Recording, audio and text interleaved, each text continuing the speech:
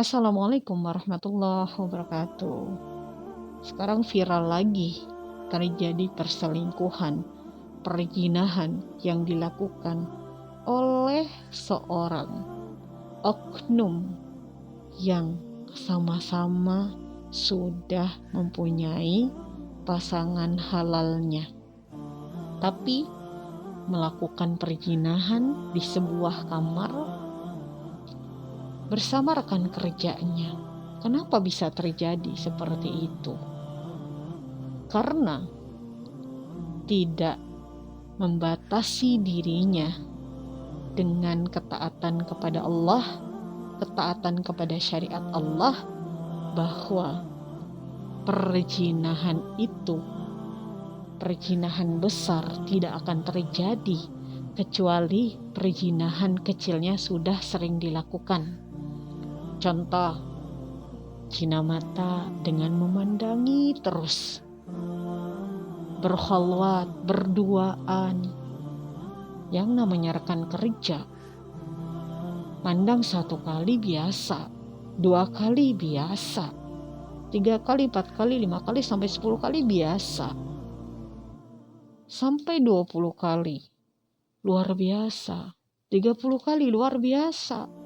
Makanya kenapa Allah memerintahkan kepada seorang muslim laki-laki dan perempuan yang beriman di dalam Quran surat An-Nur, tundukkan pandangannya. Karena perzinahan besar sebabnya adalah dari pandangan dulu. Ketika pandangan itu terjadi hasrat karena ketertarikan, sebab dari pandangan. Karena tidak menundukkan pandangan, tertariklah.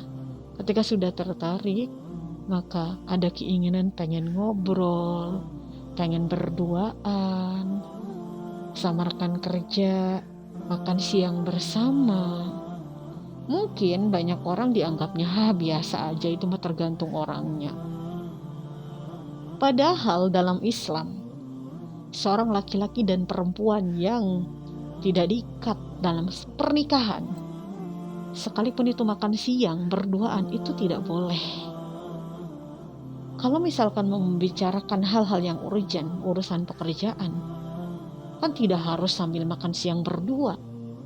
Bisa dilakukan supaya tidak melakukan khalwat. Khalwat itu berduaan, itu tidak boleh dalam Islam. Sudah dibatasi.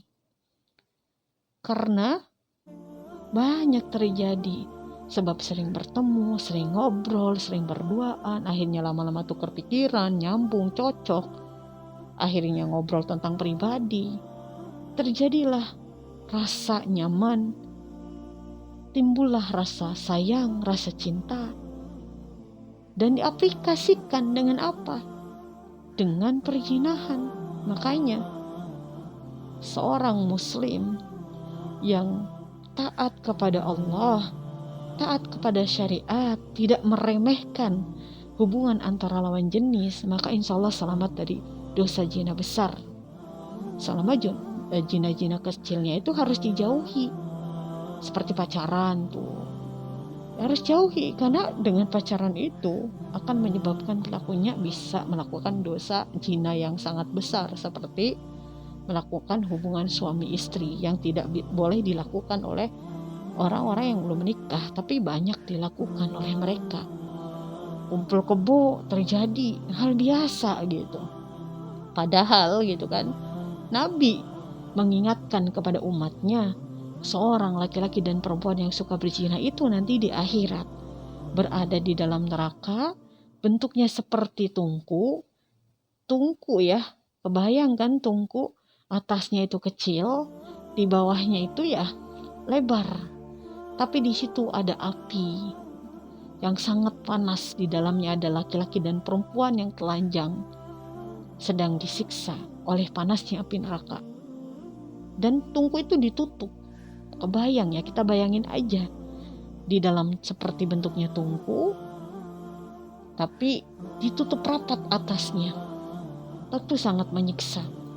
Itu siksaan bagi orang-orang yang melakukan perzinahan. Dan perlu kita tahu, kita pahami, bahwa zina itu tidak hanya melakukan hubungan intim saja. Mata juga zina. Dengan apa? Memandang. Tangan juga bisa dikatakan zina. Dengan apa? Memegang. Mencium itu juga zina. Memeluk itu juga zina. Kadang-kadang orang meremehkan gitu. Lebay, fanatik. Padahal kalau dijauhi dosa-dosa zina kecil ini, aman. Insya Allah tidak akan terjadi zina besar. Dan Rasulullah Shallallahu Alaihi Wasallam juga bersabda di dalam hadisnya, pintu-pintu langit itu akan dibuka di pertengahan malam. Lalu berserulah malaikat, siapa yang berdoa pasti akan dikabulkan. Siapa yang meminta pasti akan diberi. Siapa yang dalam kesulitan pasti akan diringankan. Tak henti-hentinya seorang muslim memanjatkan doa kepada Allah, melainkan akan dikabulkan, kecuali wanita pezina yang suka berkeliaran menjajakan kemaluannya. Ya, tidak hanya berlaku pada wanita saja, kepada laki-laki pun yang melakukan zina, doanya tidak akan dikabulkan oleh Allah. Ya, memang kita sekarang ini hidup di akhir zaman. Tanda-tanda kiamat sudah sangat banyak. Kita lihat orang yang meminum khamr, mabuk, mereka nggak malu. Biasa saja, hal biasa dilakukan pada zaman ini. Dan ilmu dicabut oleh Allah, banyak orang-orang bodoh gitu. Dan juga para pezina, mereka itu tidak malu melakukannya dengan terang-terangan.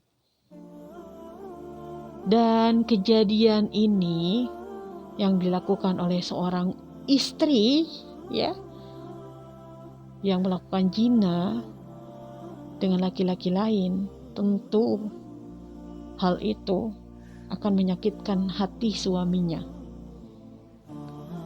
Dan dalam Islam, kalau mau diterapkan, itu tegas hukumannya. Kenapa orang yang sudah menikah, dia berzina, hukumannya dalam Islam itu harus dirajam sampai meninggal, ya?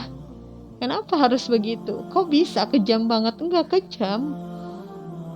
Karena orang yang sudah mempunyai pasangan, apalagi punya anak, punya keluarga kan, yang jelas keluarga suami, keluarga dirinya gitu kan.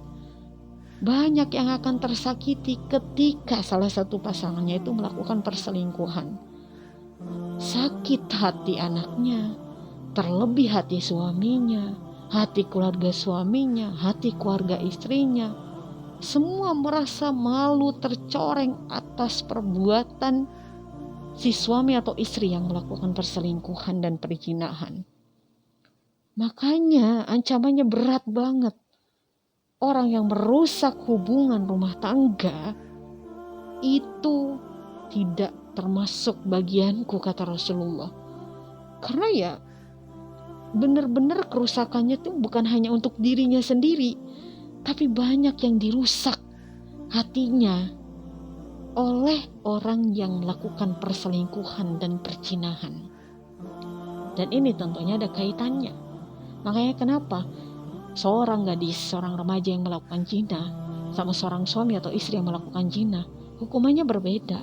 Kalau seorang gadis atau remaja laki-laki yang melakukan zina, mereka hanya dicambuk 100 kali dan diasingkan dari negerinya atau tempat tinggalnya. Tapi kalau orang yang sudah menikah melakukan zina, maka hukumannya harus dirajam sampai meninggal.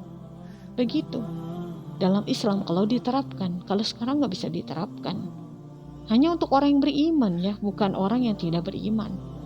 Kalau orang non-Islam gitu kan melakukan perzinahan, ya nggak wajib mengikuti aturan hukum Allah, karena syarat diberlakukan hukum Allah itu ya satu, ya harus beriman kepada Allah tentunya, dan dua, harus ada pemimpin yang mau menerapkan hukum Allah ini. Kalau bukan pemimpin nggak boleh.